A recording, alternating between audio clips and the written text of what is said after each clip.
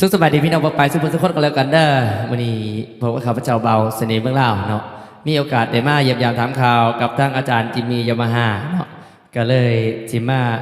สั่งสรรค์ผลงานมาลองมาล่ำให้พี่ให้น้องได้ฟังน้ำกันจักก่อนจักใดเนาะผลงานเพลงจากปลายปากกาของข้าพเจ้าเองนี่แหละเนาะซื้อก่อนล่ำว่าเชิญเที่ยวแขวงจำปาเนาะลองมาฟังกันเบิ่งกันเลยกันถามวันท่าถึงโอ้ถึงใจก็ฝากกดไลค์กดแชร์กดติดตามช่อง YouTube ไปน้ำกันแล้วกันเด้อพี่น้องเด้อ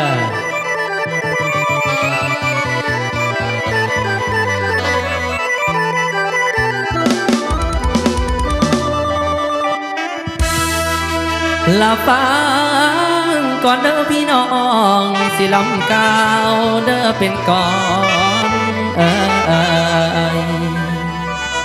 เสินเที่ยวสีพันดอนประเทศลาวนอกทางไตแฝงจำปาที่คนยอมอยากให้ทานมาลองให้มายามดอกไม้แวสิเสื่อนสวนพ่อแม่มาเด้อพวกเอ่ยอายโอ้ยลุงป่าแม่นยากายดอกเดนอขอเสินเด้อเอาอาจารย์ที่มีชั่วมาเลย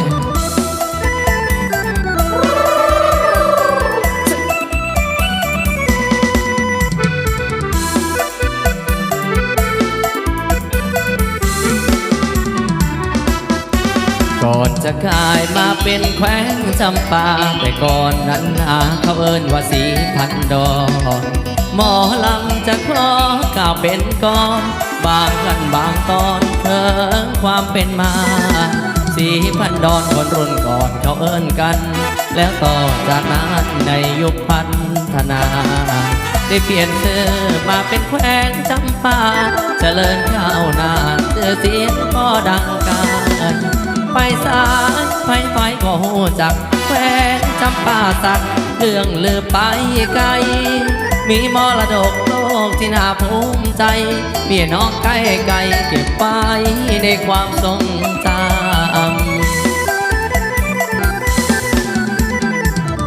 ฝากเสียงลำนี่แทบจะเอิญมาเสิร์น้องพี่ฝากเสียงลำนี่แทบจะเอิญมาเสิร์น้องพี่แขวงจำปาเฮาสู้มื้อนี้บ่มีเศร้าก็มองให้พี่น้องมาเที่ยวมายามจำมาสักเด็ดงามแห่งเมืองเราไทยไกลหรือไกลหากท่านสนใจอยากมายามมาแวไกลหรือไกลหากท่านสนใจอยากมายามมาแวเศร้าจำปายินดีแต่แท้มาแม่อยากอายเอื่อยและอายจากต่างถิ่นดินแดนมาได้ไกลและแสนให้แวสมเด้อทางข้าราชการหรือว่าสาวให้สาวนานักเรียนนักศึกษาพ่อค้าแม่ค้าได้สร้างบ้านแปลงเมืองใต้พักนำพาพัฒนาให้บ้านเราหุ่งเฮืองของดีที่ลือเรื่องในแต่ละเมืองหมอลำจะเข้ามาอยู่ปากบางทองเมืองพ้นทองแดนหมอลำดังพระธาตุสามปากนั้นอยู่เมืองสุขุมาไปเที่ยววัดภูมรดกของเมืองจำปาข้ามคลองขับมาเมืองบาเจียงนั้นมีสวนยางเมืองปทุมพรบึงพระโพก็มีสร้างใหญ่เมืองมุนแดนใต้ดงไม่แคนดินแดนสามป่าไปเที่ยวเมืองคงพรพระเพ่งสวยงามสุดตาจากนั้นจะพาไปเที่ยวปากซองแดนหนาวแผ่นดินคำธรรมศาสตร์นั้นมีมนต์เสน่ห์งามแท้ดีสวนกาแฟกว้างไกลสุดตาเมืองสนาสมบูรณ์ก็โด่งดังเรื่องสินใบแพร่วา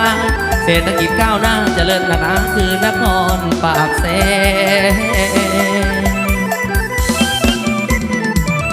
ย้ำหลายเด้อยากให้ท่านมาเห็นเป็นบุญตาไว้แน่ย้ำหลายเด้อยากให้ท่านมาเห็นเป็นบุญตาไว้แน่ซึ่งพ่อแม่มาได้พบได้ง่ายมาเป็นใบเกี่ยวดอกให้พี่น้องมาเที่ยวมายามจำประสักแดดงามเมืองและเดินทาง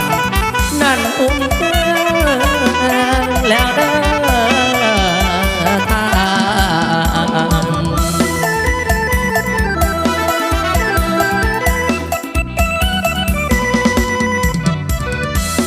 จะได้การขออุ้มขอใจกับพี่กับน้องที่เขามาชมกันจนจบกันแล้วกันเด้อ